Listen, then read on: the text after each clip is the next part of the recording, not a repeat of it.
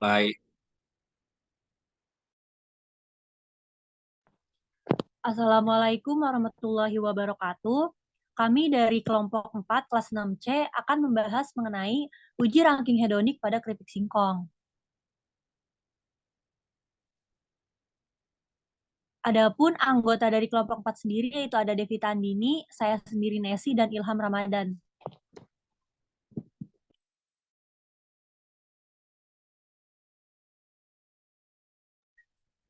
Sebelumnya kita perlu mengetahui apa itu ranking test atau uji ranking.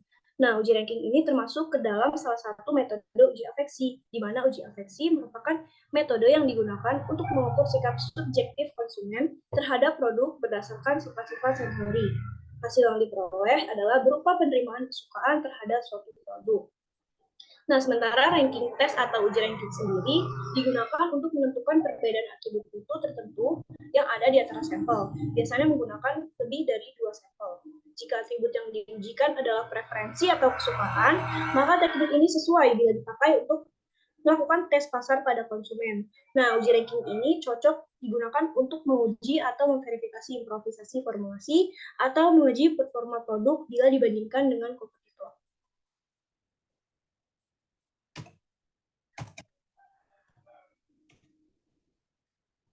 Nah, di sini ada prosedur uji ranking. Yang pertama, 3 atau lebih sampel disajikan secara bersamaan, kemudian panelis diperbolehkan untuk mencicip ulang, dan sebaiknya jumlah sampel berkisar dari 4 sampai 6 sampel yang disajikan. Terakhir, panelis diminta untuk mengurutkan sampel menurut tingkat kesukaannya. Jika jumlah sampel ada 4, maka total peringkat ada 4, dari 1 hingga 4, dari yang paling disukai hingga tidak disukai. Di sini ada contoh score sheet dari ranking test. Di paling atas ada nama panelis, kemudian nama produk, kemudian penilaian ini dilakukan untuk apa, misalnya overall rasa, kemudian ada instruksinya di bawahnya. Dan di samping kanan ada tanggal pengujian. Nah, di bagian hasil terdapat kolom sampel dan kolom ranking, di mana di kolom sampel ini dituliskan kode sampel, kemudian di kolom ranking dituliskan peringkat dari masing-masing sampel. Karena di sini ada total 4 sampel, maka rankingnya terdapat 4 peringkat. Dari 1, yaitu sampel yang paling disukai, hingga nilai 4 untuk sampel yang paling tidak disukai. Berikut adalah tabel hasil pengujian dari uji ranking sendiri, yaitu tingkat kesukaan terhadap keripik singkong dari brand A, brand B, brand C, dan brand D terhadap panelis. Untuk nilainya dapat dilihat.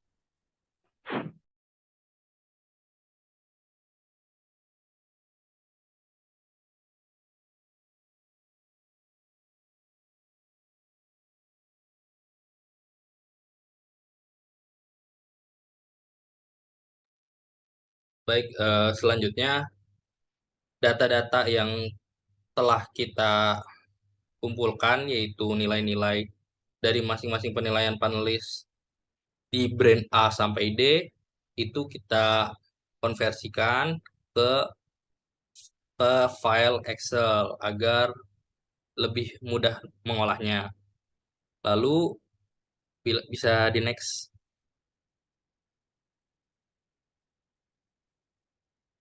Lalu karena dalam analisis ini kita menggunakan metode yaitu software SPSS, yang berarti data-data tadi penilaian panelis, penilaian ke-15 panelis, itu dari masing-masing datanya harus dikonversi menjadi nominal-nominal sesuai dengan tabel Fisher and Yates, yaitu jika kita menggunakan 4 skala atau 5 skala, itu kita menggunakan angka untuk nilai 1 yaitu 1,03, nilai 2 0,3, nilai 3 itu 0, nilai 3, lalu nilai 4 itu minus 0,3, lalu untuk penilaian 5 yaitu minus 1,03. Setelah diubah seluruh nilai dari penilaian panelis, kita bisa masuk ke step analisisnya. Boleh di next. Nah, berikut sekilas adalah representatif atau perwakilan dari menginput data ke dalam SPSS. Jadi sebelum kita menginput data, di pojok kiri bawah itu terdapat tulisan variable view. Di sana kita bisa menginput terlebih dahulu beberapa nominal nama, yaitu seperti yang bisa kita lihat sampel keripik singkong, panelis, ranking kesukaan. Nah, setelah itu baru kita pindah ke data view, yaitu kolom yang bisa kawan-kawan lihat di sini. Nah, di sini dari hasil data yang telah kita konversi ke Fisher and Yates itu kita pindahkan sesuai dengan panelis dan sesuai dengan sampel keripik singkong yang kita uji. Semisal di sini sampel yang pertama, satu sampel diuji ke 15 panelis dengan nilai sesuai dengan ranking kesukaannya. Lalu setelah ini kita masuk ke analis, lalu ke general analis. Di sana kita bisa input analis tersebut ke menu yang ada di sana, lalu diproses dan menghasilkan hasil uji sebagai berikut. Bisa di next. Nah, software SPSS ini membantu kita dalam menganalisis antara perbedaan nyata atau tidak nyata dari sebuah taraf seperti itu. Di sini bisa bisa dilihat bahwa sampel keripik singkong itu tidak berbeda nyata karena lebih dari taraf yang ada, yaitu 0,05, yaitu di sini kita bisa lihat itu tarafnya 0,316. Nah, berarti dapat kita simpulkan bahwa keempat formula dari keripik singkong tersebut itu tidak berbeda nyata atau memiliki atribut mutu yang tidak berbeda nyata, dan itu berdasarkan penilaian ke-15 panelis seperti itu. Jadi dapat kita simpulkan software ini membantu bagi para penguji untuk mempermudah menemukan hasil dari uji yang diinginkan.